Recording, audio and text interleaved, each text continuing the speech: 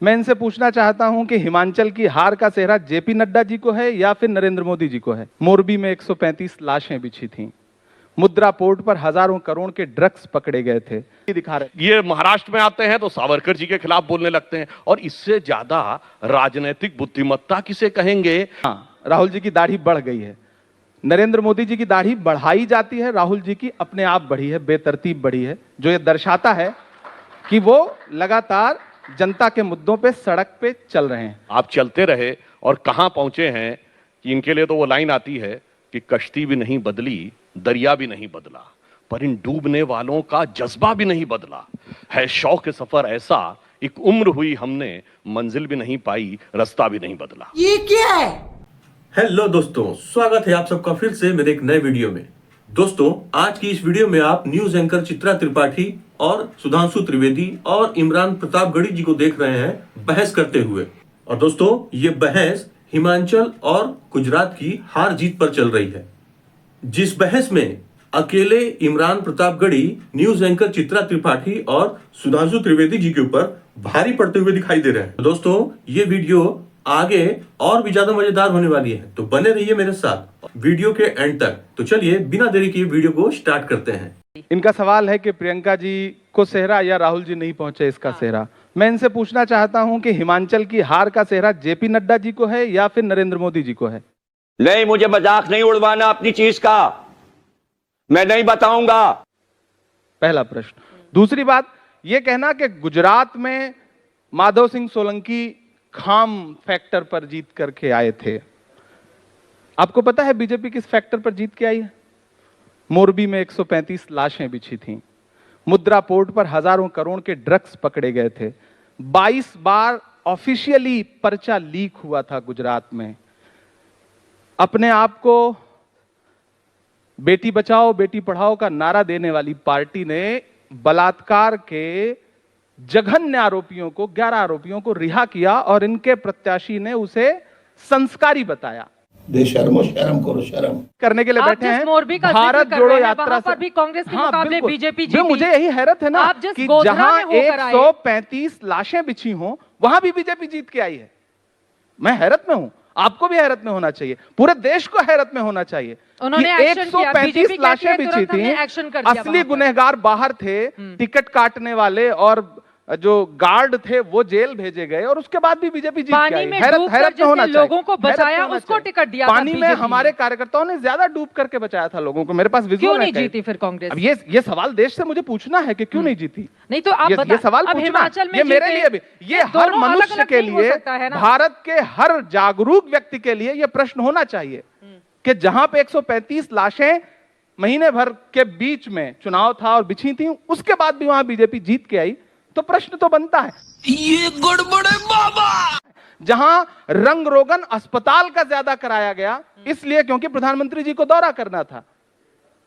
तो देश के लिए सवाल तो है, बहुत बड़ा सवाल है। अब तो नतीजे आ चुके हैं। हाँ, इमरान जी, लेकिन जब आ चुके हैं, एक्चुअली में देखिए, हमने स्वीकार किया क्या होता है, हम नतीजों से भाग कहां रहे हैं। कोई भी दुर्घटना होती है तो जनता के मन में एक विचार होता है कि इस पे कौन सी पार्टी संवेदनशील है और कौन सी ईमानदारी से काम कर रही है। मोरबी की घटना हुई, दुखद थी, दर्दनाक थी, हृदय विदारक थी, परंतु प्रधानमंत्री जी ने जाकर डिस्ट्रिक्ट लेवल पे समीक्षा बैठक की। हाथरस में रात के 2 बजे दलित बिटिया जलाई गई, ये हमने नहीं कवर किया, मीडिया के साथियों ने उसके विजुअल दिखाए।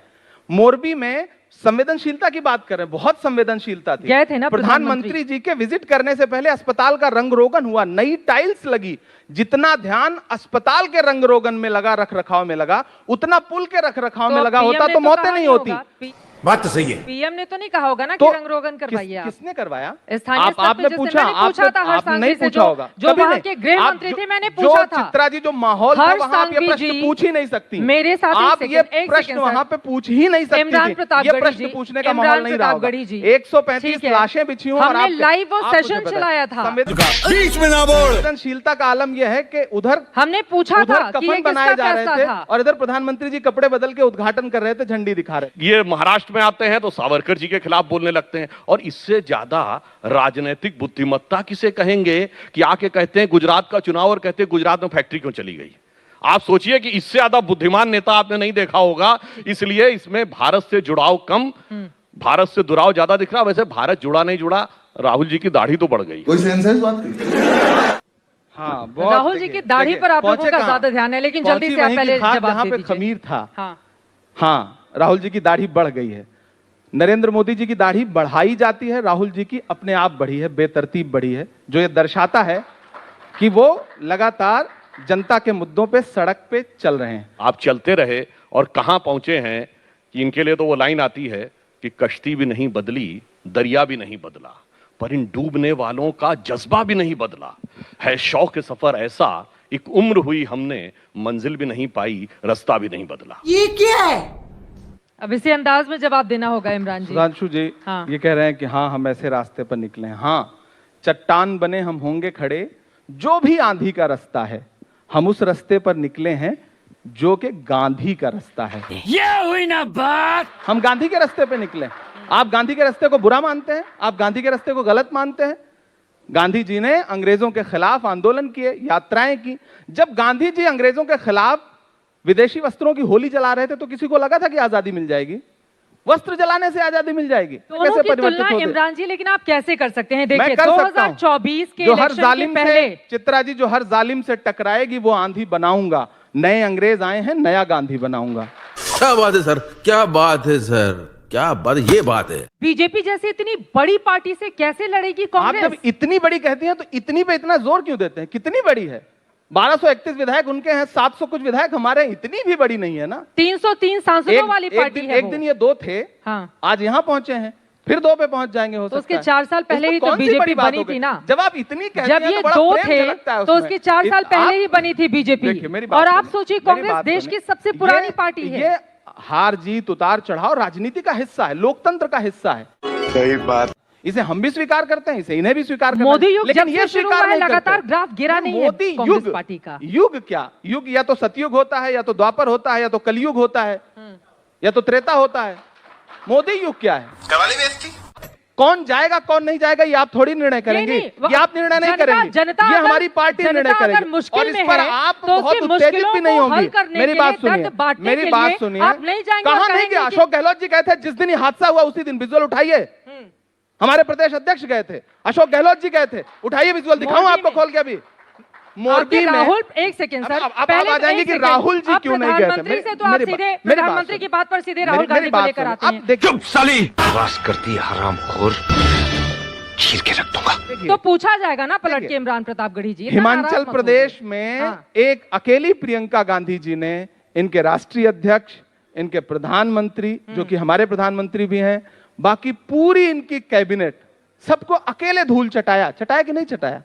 वहां के स्थानीय नेता, स्थानीय नेताओं ने भी। हाँ।